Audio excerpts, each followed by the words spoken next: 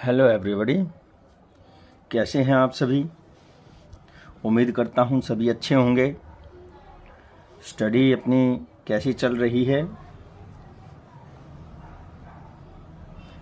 आप लोगों को आपके चैनल की जो वीडियोस हैं उसकी क्वालिटी कैसी लगती है और आप अपनी वीडियो में अपने चैनल के प्रदर्शन में क्या बदलाव चाहते हैं, क्या क्वालिटी चाहते हैं, कमेंट करके मुझे टाइम टाइम पर बताते रहें।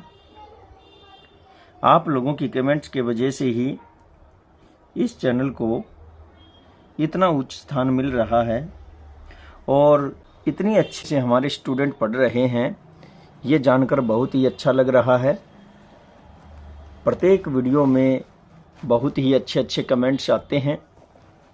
आप लोगों के कमेंट्स को पढ़ कर के एक विश्वास, जोश, उत्साह भर जाता है।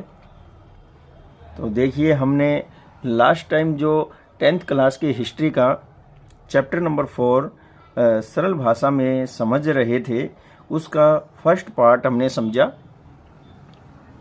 यूरोपियन जो सोसाइटी थी उसके विषय में। अब हम इंडियन सोसाइटी के विषय में जानेंगे। पार्ट नंबर 2 है और इसमें हम इस चैप्टर को क्लियर करने का पूरा प्रयास करेंगे। तो देखते हैं इस चैप्टर में, इस पार्ट में हम इंडियन सोसाइटी के विषय में क्या देखते हैं। The structure of Indian society had become very complex during the medieval period. बता रहा है मध्यकाल में भारतीय समाज की संरचना बड़ी जटिल हो गई थी। After the invention of India by the Turks, a large number of people came here from Central Asia in search of sustenance। तो यहाँ बता रहे हैं कि तुर्कों के भारत पर आक्रमण के बाद एशिया से जीविका की तलाश में यहाँ बड़ी संख्या में लोग आए। Most of them started living in India. They became a part of Indian society, but were also successful in maintaining their own identity। तो क्या बताया गया है, वे भारतीय समाज के अंग बन गए लेकिन अपनी पहचान अलग बनाए रखने में भी सफल हुए।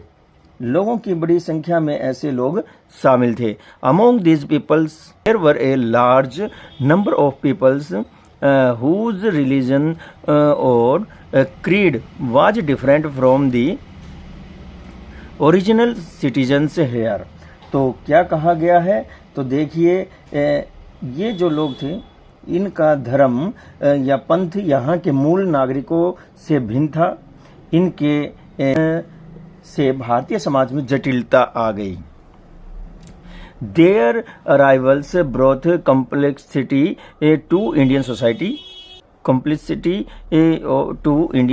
तो भारतीय समाज में इनके आने से जटिलता आई। The economy was based on agriculture, so the peasant had an important place in the social structure। तो क्या बताया गया, अर्थव्यवस्था कृषि पर आधारित थी, इसलिए सामाजिक संरचना में किसान महत्वपूर्ण स्थान रखता था। The society here was rural and included many categories of peasants apart from zamindars. यहाँ का समाज ग्रामीण था जिसमें जमींदार के अतिरिक्त किसानों की अनेक श्रेणियां, शहरी वर्ग भी अनेक वर्गों में बटा हुआ था। तो अनेक श्रेणियां थी, जमींदारों की अनेक श्रेणियां थी। The urban class was also divided into several classes. जो शहरी जीवन था वह कई वर्गों में बटा हुआ था। Which included merchants, artisans and intellectuals. तो यहाँ बताया गया है कि जिसमें व्यापारी, कारीगर, बुद्धिजीवी लोग शामिल थे। There were many classes in this society from a religious and social point of view। तो बताया गया है धार्मिक सामाजिक दृष्टि से इस समाज में अनेक वर्ग थे। तो देखिए आगे क्या बता रहा है। रूलिंग क्लास के विषय में बताया गया है, शासकीय वर्ग क्या था उस समय। तो this included in class that represented in imperial power और central authority. The second class was the local rulers, chieftains और land owners who represented the local powers. This ruling class was involved in the official work. तो बताया गया है इसमें एक वर्ग यह था कि शाही शक्ति और केंद्रीय सत्ता का प्रतिनिधित्व करता था। दूसरा वर्ग उन स्थानीय शासकों, सरदारों और भूस्वामियों का था जो स्थानीय शक्तियों का प्रतिनिधित्व करता था। यह शासकीय वर्ग शासकीय कार्यों में संलग्न था। They shared power with the rulers and received a high salary like the European feudal lords. They were not the owners of the land, but they were certainly तो influential बताया गया है। तो यूरोपीय सामंतियों की तरह ये भूमि के मालिक तो नहीं थे, लेकिन प्रभावशाली जरूर थे। Earlier in the medieval period, the control of power was the local rulers, but after the establishment of the Delhi Sultanate, the control of the Turks on the central power had brought them to the second category. तो क्या बताया गया है, लेकिन प्रभावशाली जरूर थे, लेकिन मध्यकाल में सत्ता पर नियंत्रण स्थानीय शासकों का था। लेकिन दिल्ली सल्तनत की स्थापना के बाद केंद्र सत्ता पर तुर्कों के आधिपत्य ने इनको दूसरी श्रेणी में पहुंचा दिया। आगे क्या कह रहा है, बहुत ही बढ़िया बातें यहाँ बताई जा रही हैं। तो देखिए, their positions remained the same during the Mughal period as well. There was also a class within the ruling class that lived in the villages and enjoyed power. This class was the class of landlords. तो यहाँ मुगल काल में भी इनकी यही स्थिति बनी रही। इस शासकीय वर्ग में एक ऐसा वर्ग भी था जो गांव में रहता था, जिसको शासकीय अधिकार प्राप्त थे, और यह वर्ग भूस्वामियों का वर्ग था। They were the owners of large lands, and the state also trusted them with the responsibility of collecting rent or taxes from large areas, in return for which they also received remuneration from the king. तो बताया गया है कि ये बड़ी भूमि के स्वामी थे और राज्य इन्हें क्षेत्रों से लगान या कर एकत्रित करने का दायित्व भी सौंप देता था। जो राज्य था उसका मुखिया उसको उन लोगों को जो है ये दायित्व सौंपता था, जिसके बदले में ये राजा से पारिश्रमिक भी प्राप्त करते थे। Owners were in the top position at the village level. They used to keep an army. They had their own forts, which were a symbol of their prestige.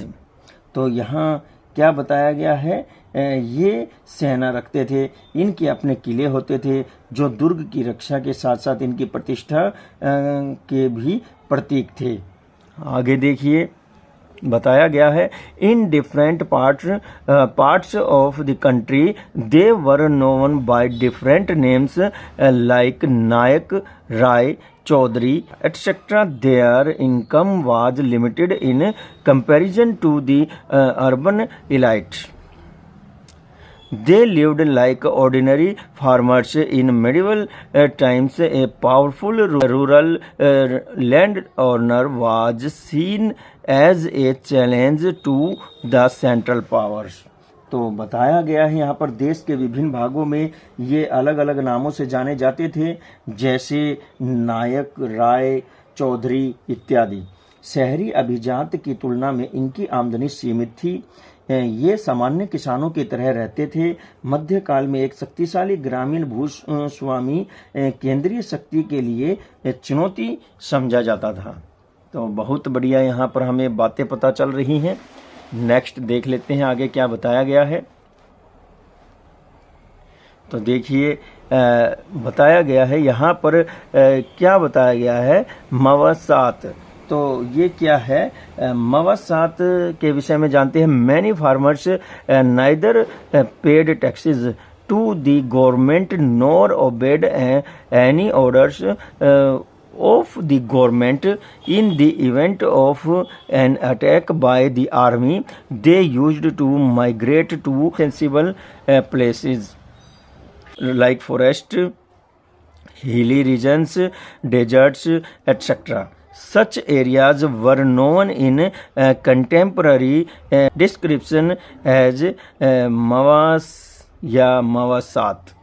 तो यहाँ बताया गया है, अनेक किसान न तो सरकार को कर देते थे और न ही सरकार का कोई आदेश मानते थे, और जो सेना द्वारा आक्रमण किए जाने की स्थिति में वे लोग जंगलों, पहाड़ी प्रदेशों, मरुस्थलों आदि में दुर्गम स्थानों पर पलायन कर जाते थे, और ऐसे क्षेत्र समकालीन विवरणों में मवास या मवासात के नाम से जाने जाते थे। तो देखिए रूलिंग क्लास के विषय में जानते हैं। The ruling class consisted of administrative officials. फिर आगे बताया गया है and zamindars of various states. The source of income of the functionaries of a large state was determined by the state. Either they received A cash salary और had the right to collect taxes from the land of a large area। तो शासकीय वर्ग के विषय में बताया गया है। शासकीय वर्ग में विभिन्न राज्यों के बड़े पदाधिकारी और जमींदार शामिल थे। बड़े राज्य के पदाधिकारियों की आय का साधन राज्य द्वारा निर्धारित होता था। या तो वे नगद वेतन प्राप्त करते थे या किसी बड़े क्षेत्र की भूमि से कर एकत्रित करने का अधिकार प्राप्त करते थे। जिस क्षेत्र के भूमि कर का अधिकार इन्हें सौंपा जाता था। The area whose land revenue was assigned to them was called Ikta. Between 13th to 15th century, and the same area came to be called Jagir from the 15th to 18th century। तो क्या बताया गया है यहाँ पर, जिस क्षेत्र के भूमिकर का अधिकार इन्हें सौंपा जाता था वह क्षेत्र 13वीं शताब्दी से 15वीं शताब्दी के बीच इक्ता कहलाती थी, और वही क्षेत्र 15वीं से 18वीं शताब्दी के बीच जागीर कहलाने लगा था। तो आगे जमींदार के विषय में जान लेते हैं। The local ruling class in the medieval period that traditionally had the right to rule the area over which his authority was valid was called his zamindari। As zamindars, they used to have officials authority over the people living in the area।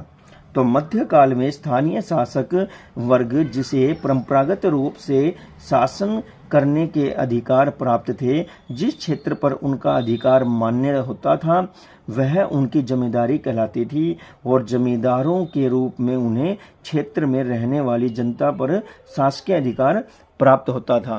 तो ये जमींदार के विषय में बताया गया है, उनके क्या अधिकार थे और उनका काम क्या था। आगे देखते हैं, बहुत ही अच्छी बातें हमें पता चल रही हैं। तो देखिए क्या कहा गया है, रिलीजियस क्लास के विषय में बताया गया है, धार्मिक वर्गों के विषय में। Along with the Hindus Muslim also lived in India during the medieval period. In both these religions, there was a class that made its living through religious activities. Among the Muslim, this class was called the ulema. Along with teachings and learning, this class used to engage in religious activities. Maulvis come from this class who performed religious functions for the mosque. तो मध्यकाल में भारत में हिंदुओं के साथ साथ मुसलमान भी रहते थे। इन दोनों धर्मों में एक वर्ग ऐसा था जो धार्मिक क्रियाकलापों से अपनी जीविका चलाता था। मुसलमानों में इस वर्ग के उलेमा वर्ग कहा जाता था। ये जो वर्ग था इसको उलेमा वर्ग कहा जाता था और अध्ययन अध्यापन के साथ साथ ये वर्ग धार्मिक क्रियाकलापों में संलग्न रहते थे। तो आगे देखिए, मस्जिद के धार्मिक कार्य करने वाले मौलवी, मदरसों और मकतबों के शिक्षक, तो इनके विषय में हम आगे देख रहे हैं क्या बताया जा रहा है, देखते हैं। Maulvis come from this class who performed religious functions for the mosque. Teachers of madrasa and maktabas and judge of courts came from this class. तो यहाँ बताया गया है कि मस्जिदों के धार्मिक कार्य करने वाले मौलवी, मदरसों और मकतबों के शिक्षक, न्यायालयों के न्यायाधीश इसी वर्ग में आते थे। They had state patronage grants were also given to them by the state. They were knowledgeable about the religious text of Islam. Among the Hindus was one such class, the Brahmins. The work of religious activities was done by Brahman for Hindu society. तो कहा गया है इन्हें राजकीय संरक्षण प्राप्त था, राज्य की ओर से इन्हें अनुदान भी दिया जाते थे। ये मुस्लिम धर्म के धार्मिक ग्रंथों के जानकार होते थे और हिंदुओं में ब्राह्मण का ही ऐसा एक वर्ग था। और आगे हम देखते हैं, धार्मिक क्रियाकलापों का कार्य हिंदू समाज के लिए ब्राह्मण ही करते थे। तो देखिए बहुत अच्छी बातें बताई गई है। Their main work was the teach to religious activities of the temple and in the schools. तो people used to give donations to them. They were scholars of Hindu religious text. Almost every village in India had a Brahman's house. तो क्या कहा गया है, मंदिर के धार्मिक क्रियाकलाप और पाठशालाओं में शिक्षा देने का इनका मुख्य कार्य काम होता था और लोग इन्हें दान देते थे। ये हिंदू धार्मिक ग्रंथों के विद्वान होते थे। भारत के हर गांव में प्राय एक ब्राह्मण का घर होता था। All the religious functions of the village were performed by him. The Brahmins among the Hindus and the ulemas among the Muslim used to Suleimani's marriages according to the customs. तो क्या कहा गया है, देखिए, गांव के सभी धार्मिक कार्य इन्हीं के द्वारा संपन्न कराए जाते थे। हिंदुओं में ब्राह्मण तथा मुसलमानों में उलेमा रीति रिवाजों के अनुसार विवाह संपन्न करवाए जाते थे। तो देख लेते हैं इस चैप्टर में जो नाम आए हैं, जो शब्द आए हैं, उनका क्या मीनिंग निकलता है। Ulema is the plural form of the Persian word alim. Alim is basically derived from ilm, which means knowledge. The possessor of knowledge is alim. This was the main section of the learned people of Muslim society in the medieval period. तो उलेमा फारसी भाषा के शब्द आलिम का बहुवचन है। आलिम मूल रूप से इल्म से बना है, जिसका अर्थ ज्ञान होता है, अर्थात इल्म रखने वाला आलिम होता है। और मध्यकाल में मुस्लिम समाज के विद्वान लोगों का यह मुख्य वर्ग था।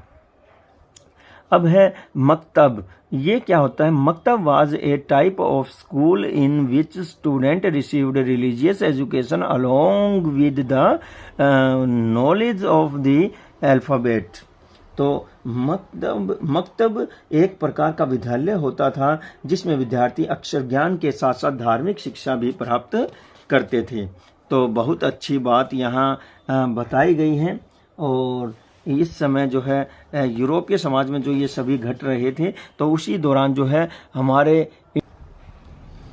इंडियन समाज में भी बहुत कुछ ऐसा कुछ जो है घट रहा था, परिवर्तन हो रहे थे। तो आगे देख लेते हैं। बलुटेदार क्या होता है? A class of village servant in medieval times who received a portion of the crop in return for work. Their number was 12 in the villages of Maharashtra.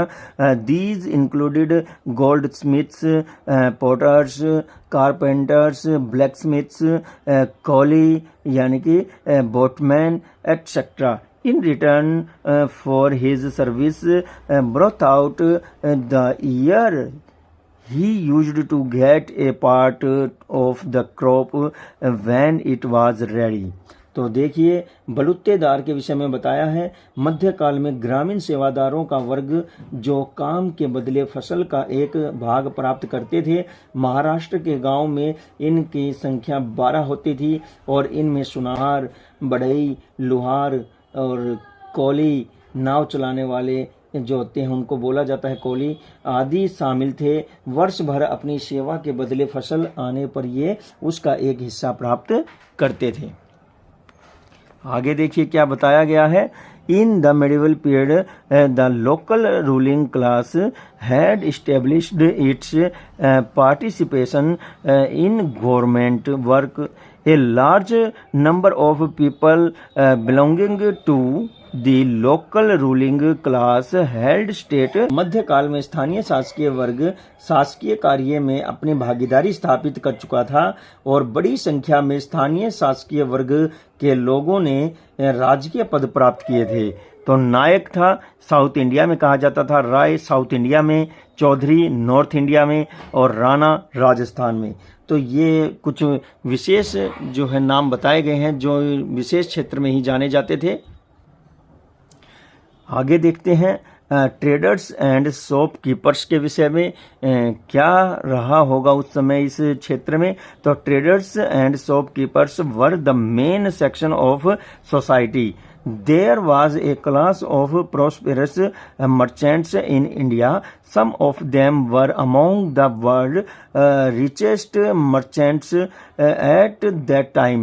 Some merchant classes used to do international and inter-regional trade, while some used to do local retail business.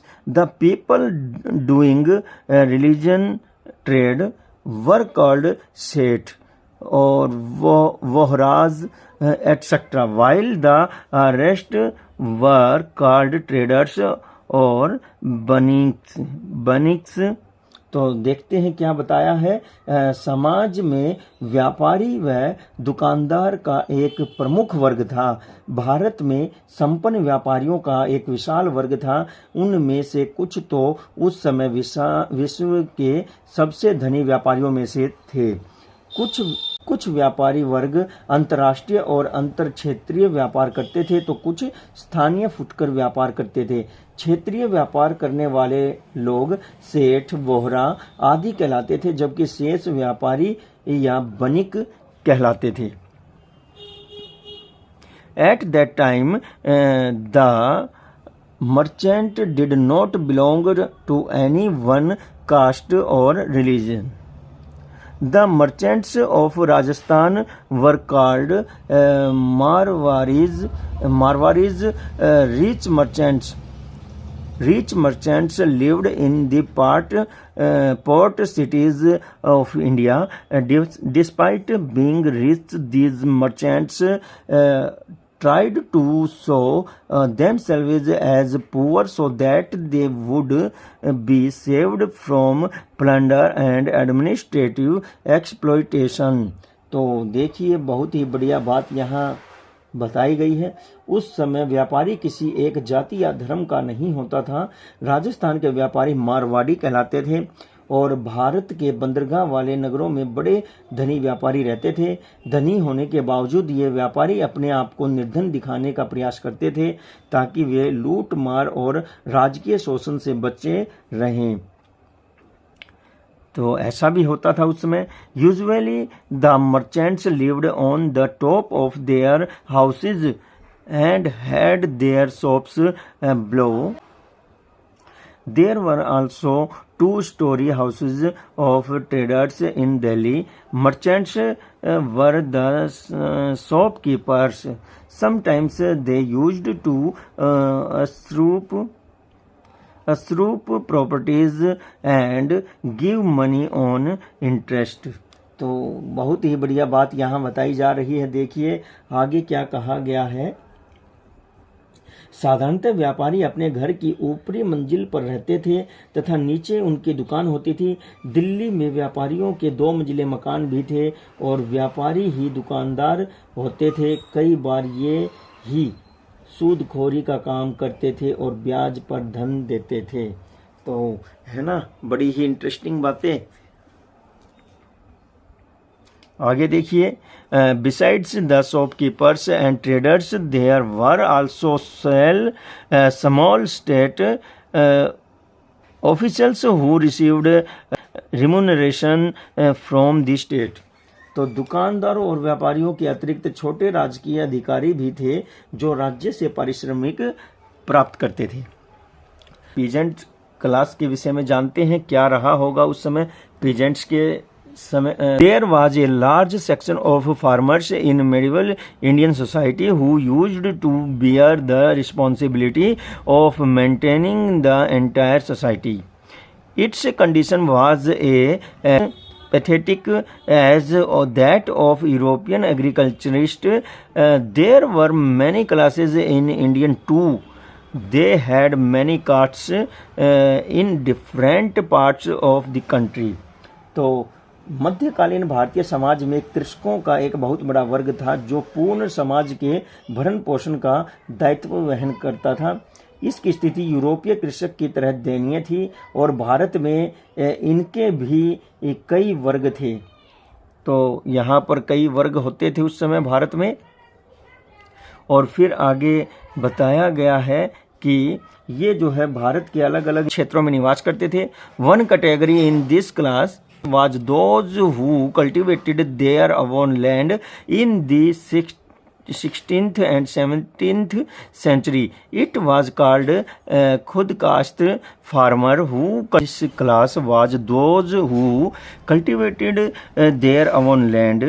तो आगे बताया जा रहा है यहाँ कि देश के विभिन्न भागों में इनकी अनेक जातियां हैं और इस वर्ग में एक श्रेणी वह थी जो अपनी भूमि पर स्वयं खेती करती थी।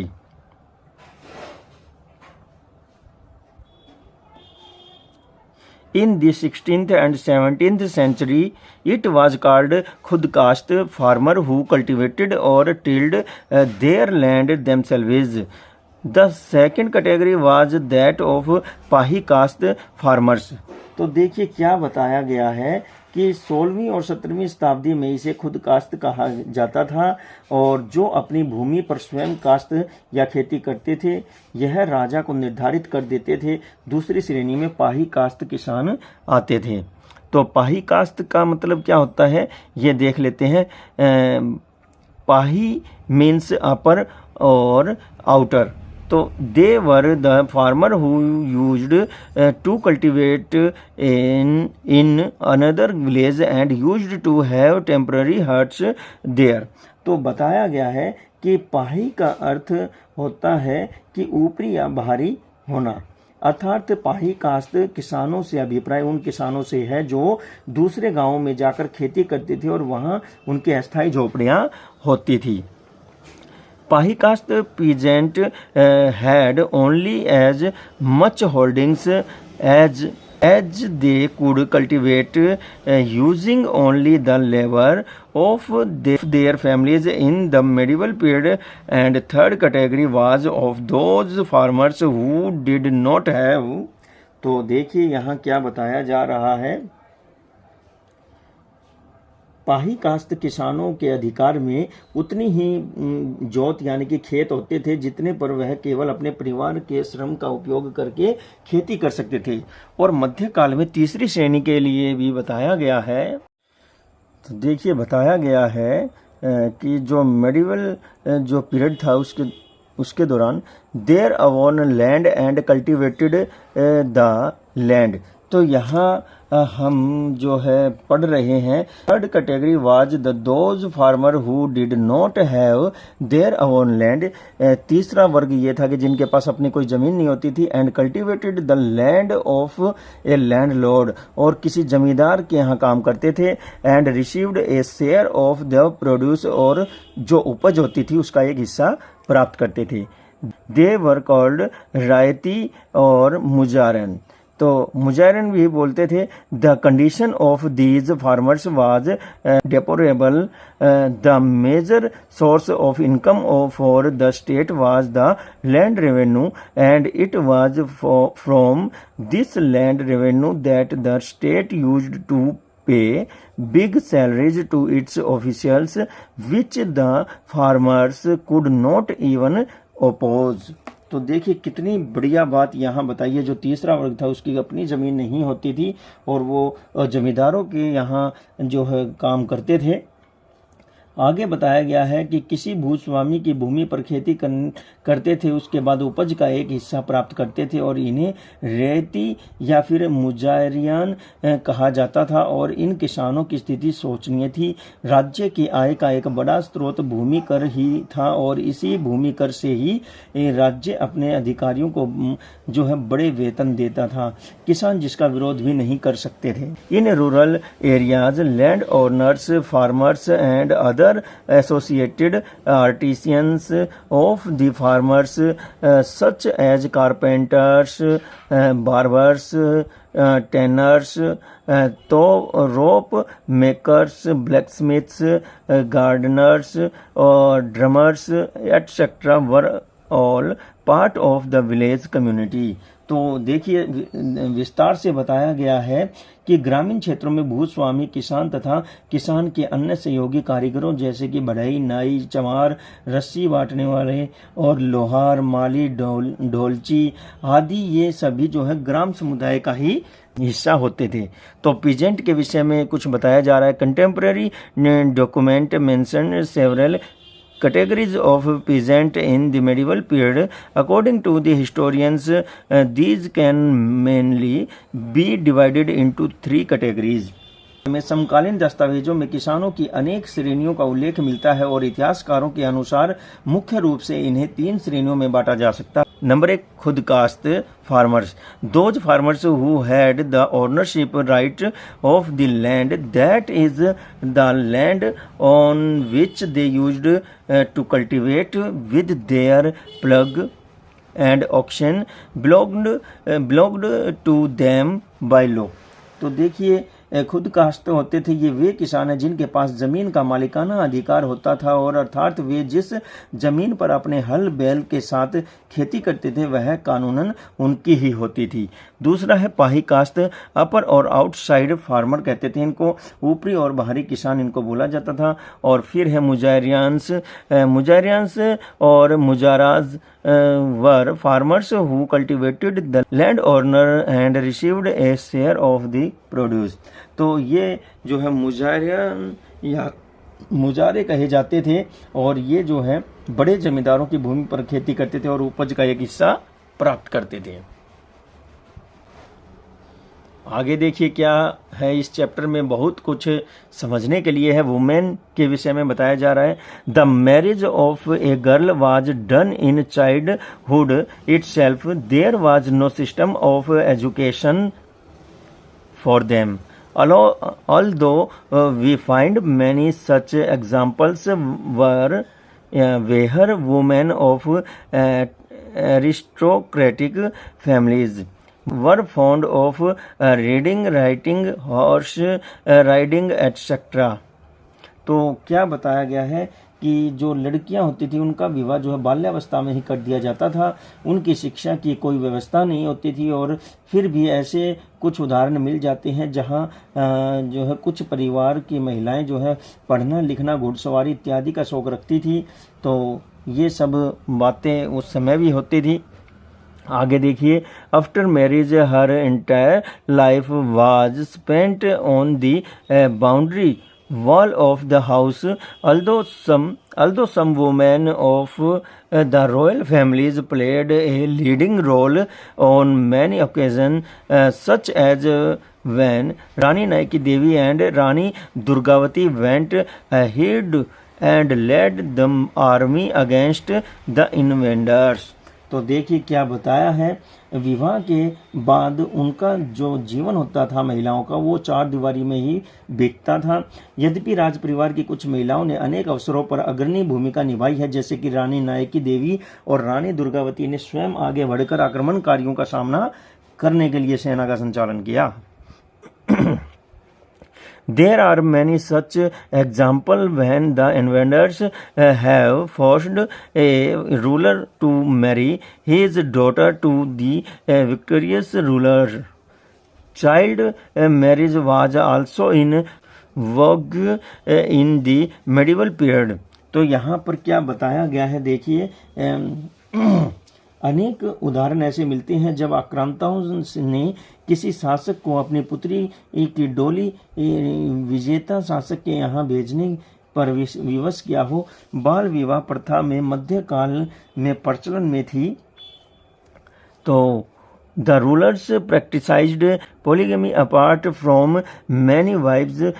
Illegitimate wives lived in the harem of Muslim rulers. A large number of slaves were also kept in the harem. तो देखिए क्या बताया गया, बाल विवाह प्रथा भी मध्यकाल में प्रचलित थी और शासक कई शादियां करते थे। मुस्लिम शासकों के हरम में अनेक पत्नियां और अनेक अवैध पत्नियां रहती थी। हरम में बड़े संख्या में दास और दासियां रखे जाते थे। आगे देखते हैं, the practice of Sati was increased in the medieval period. Many wives of the ruling और aristocratic class followed this practice.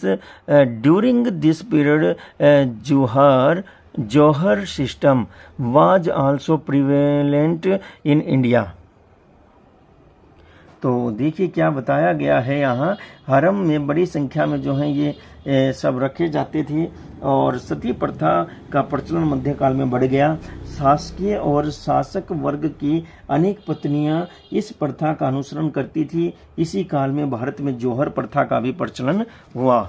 और इस तरह हम आगे क्या देखते हैं, The practice of the Purdha system also increased during this period. Women were considered safe within the four walls of the house. She did not walk in front of any unknown person.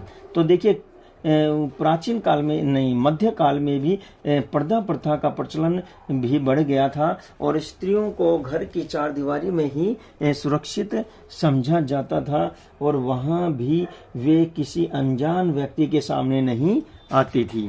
तो है ना, गजब की बातें हमें पता चल रही हैं उस समय की। Even the women of the aristocratic families used to live in Purdah. Women were considered safe within the four walls of the house, although in the medieval period some women dared to abandon the system of Pradha.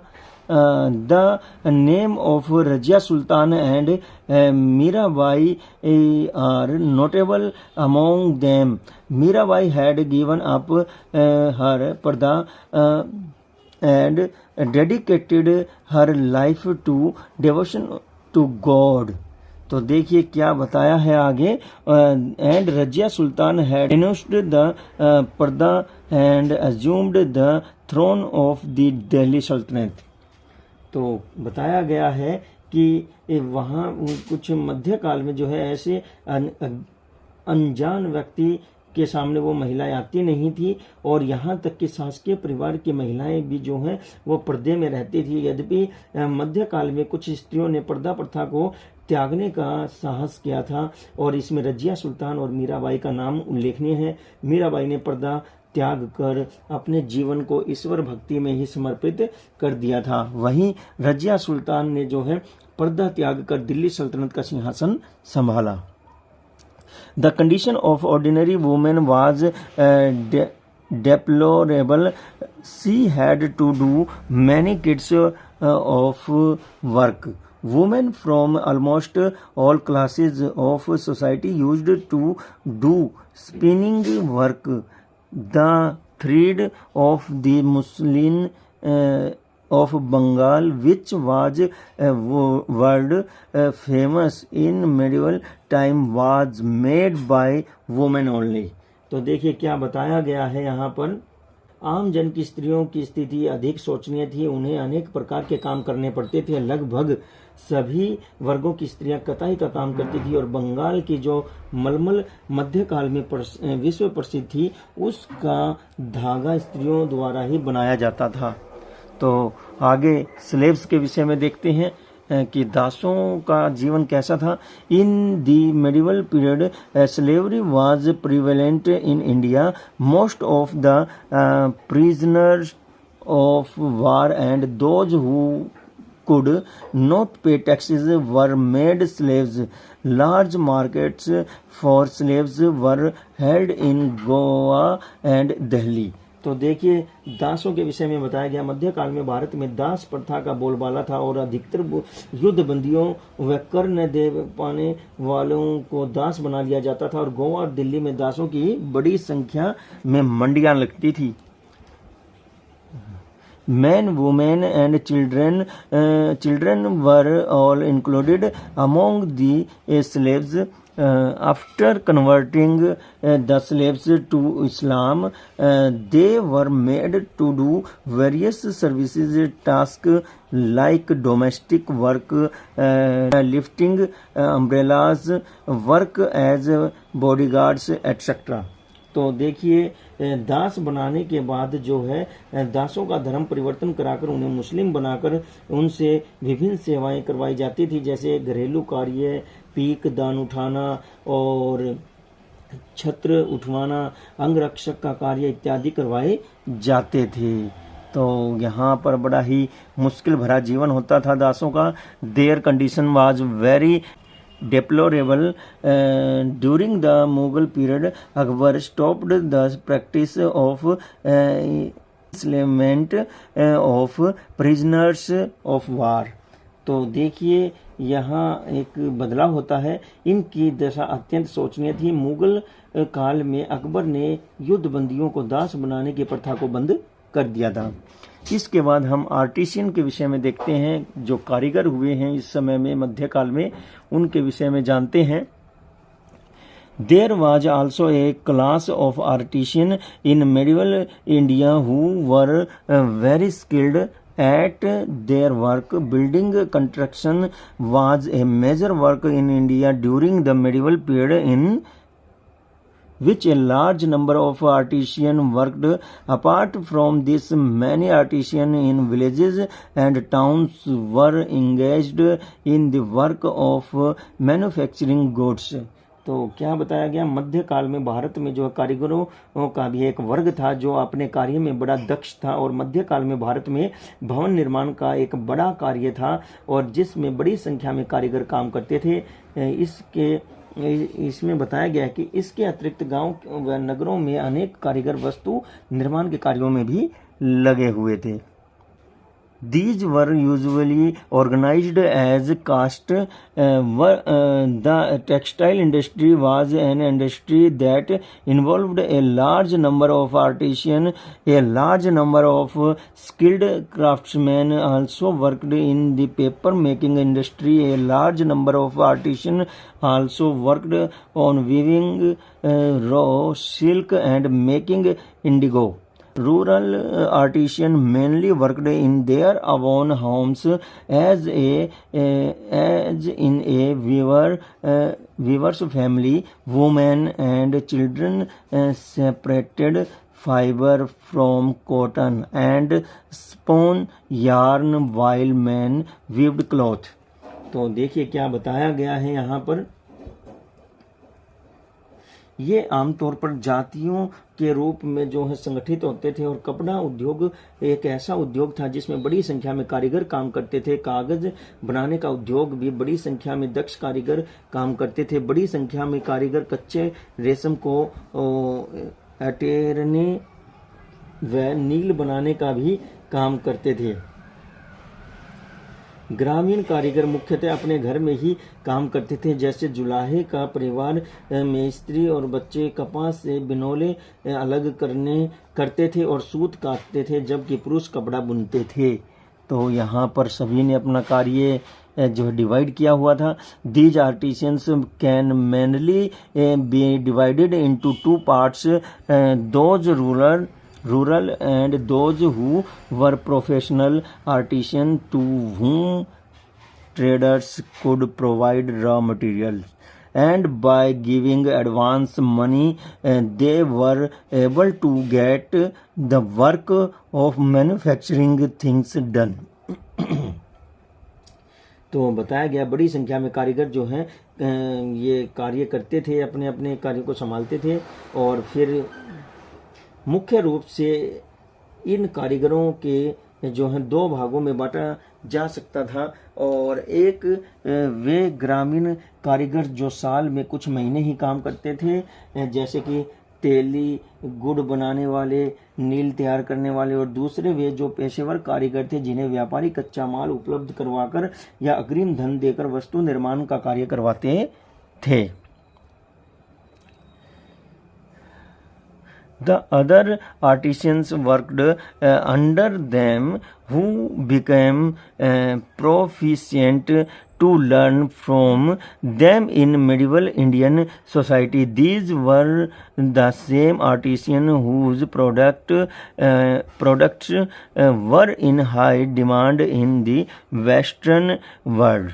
तो क्या बताया है, इन कारीगरों में जो अपने काम में दक्ष हो जाते थे, दूसरे कारीगर उनसे काम सीखने के लिए उनके अधीन काम करते थे। और मध्य भारतीय समाज वही कारीगर थे जिनकी बुनाई वस्तुओं की पश्चिमी जगत में बहुत अधिक मांग थी। Due to this demand European traders started looking for new way to trade with India. तो बताया है इसी मांग के चलते यूरोपीय व्यापारी भारत में व्यापार करने के नए तरीके तलाशने लगे। आगे बताया जा रहा है education, literature and recreation.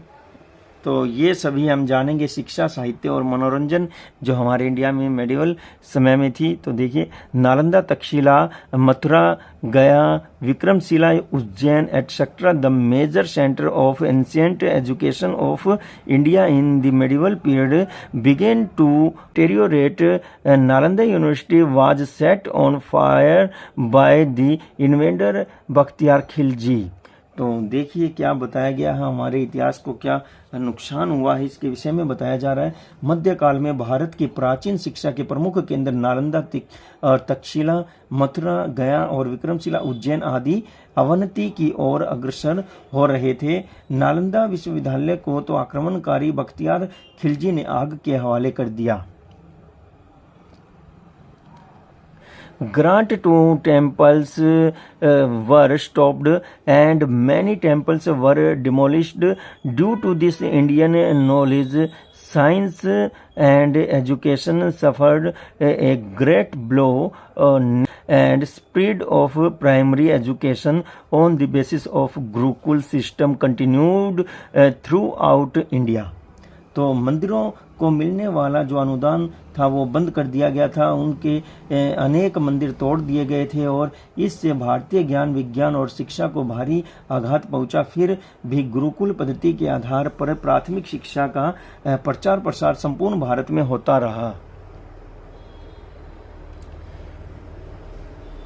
The Sultans and Mughals rulers encouraged the Persian and Arabic language by giving generous donation to madrasas and maktabs. The education of religion languages was encouraged in the medieval period. तो क्या बताया गया है, सुल्तानों और मुगलों शासकों के मदरसों और मकतबों को दिल खोलकर दान देकर फारसी और अरबी भाषा को प्रोत्साहन दिया। Literature in different languages was also created in the medieval period, in which the main role was played by the devout saints. The major work of this period are Kalhans, Rajat Rangani, Chandvar Dai's Prithviraj Raso, अमीर खुसरोज तुगलकनामा और Tulsidas Ramcharitmanas, Malik Mohammad Jayasi Padmavat, Surdas Sursagar, Abul Fazal Akbarnama etcetera. The means of recreation in India during the medieval period were mainly music, dance, hunting, wrestling, animal fighting, chess, etc. There was also entertainment through festivals. तो बहुत बढ़िया बातें यहाँ हमें पता चल रही हैं।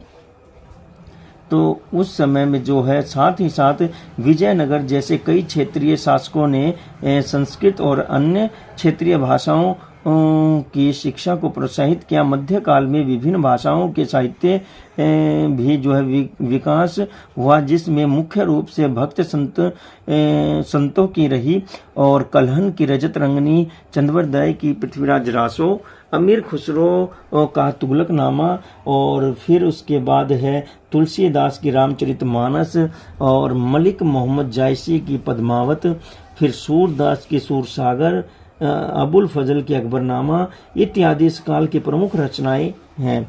मध्यकाल में भारत में मनोरंजन के साधनों के मुख्य संगीत, नृत्य, शिकार, कुश्ती, मल्लयुद्ध, जानवरों की लड़ाइयाँ, शतरंज इत्यादि थे। तीज त्योहार एवं उत्सवों से भी मनोरंजन होता था। तो यहाँ पर जो है एक पैराग्राफ में बताया गया है और भी जानकारी हमें मिल रही है। फैब्रिक वुमेन बाय आर्टिशियन, तो देखिए क्या कह रहे हैं, fabric women by artisan. The medieval Indian textile industry was in an advanced state. There was a great demand for Indian cloth abroad. That is why foreigners were also making huge profits in the trade of cloth along with Indian spices. These clothes reached the European countries from the east and west coast of India. Dhaka's muslin was the center of attraction in European markets during the medieval period. तो मध्यकालीन भारतीय वस्त्र उद्योग उन्नत दशा में था।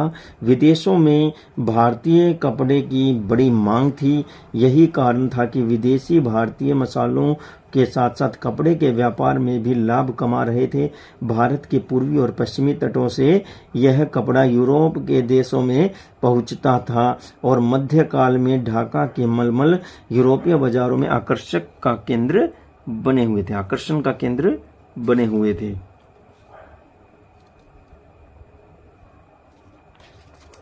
अभी भी हमारे पास दो जो है पैराग्राफ्स हैं जिससे हमें और भी नॉलेज प्राप्त होगी। तो देखिए यहाँ पर कन्वर्शन बताया गया है, यानी कि धर्मांतरण क्या था, तो देखते हैं। इन the medieval period Islam arrived in India with invaders, merchants and Sufis from 636 AD to 1761 AD. There were continuous invasion of foreign invaders into India. तो मध्यकाल में भारत में आक्रमणकारियों, व्यापारियों और सूफियों के साथ इस्लाम का आगमन हुआ। 636 ईस्वी से 1761 ईस्वी तक भारत पर विदेशी आक्रमणकारियों के लगातार आक्रमण होते रहे। These invaders were motivated by the objectives of the expansion of their empire to plunder of wealth and the spread of Islam etcetera. तो यहाँ बताया जा रहा है ये आक्रमणकारी अपने साम्राज्य विस्तार और धन के लूट तथा इस्लाम का प्रसार आदि उद्देश्यों से प्रेरित थे।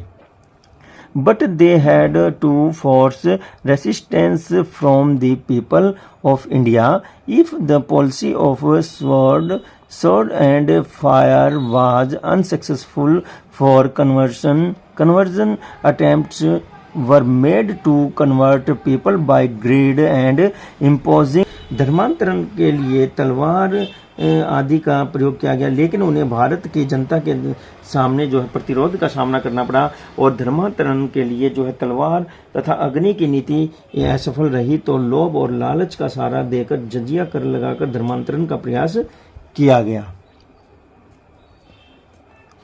But they were partially successful in their efforts. Approximate ratio of Muslims and Hindus to the total population of undivided Indian subcontinent by 1800 AD was 1:7. That is less than 15% of the population could be converted। तो आगे बताया गया है कि लेकिन इसमें उन्हें आंशिक सफलता ही मिली और 1800 ईस्वी तक अविभाजित भारतीय उपमहाद्वीप की कुल जनसंख्या में मुस्लिम और हिंदुओं का अनुपातिक अनुपात 1.7 था, अर्थात 15% से भी कम आबादी का ही धर्मांतरण हो पाया।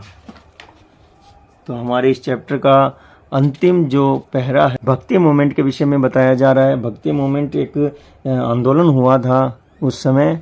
ए major feature of medieval Indian society was the spread of the bhakti movement in the middle age and bhakti movement emerged to awaken the confidence and self respect of Indian society by freeing it from superstitions and discrimination।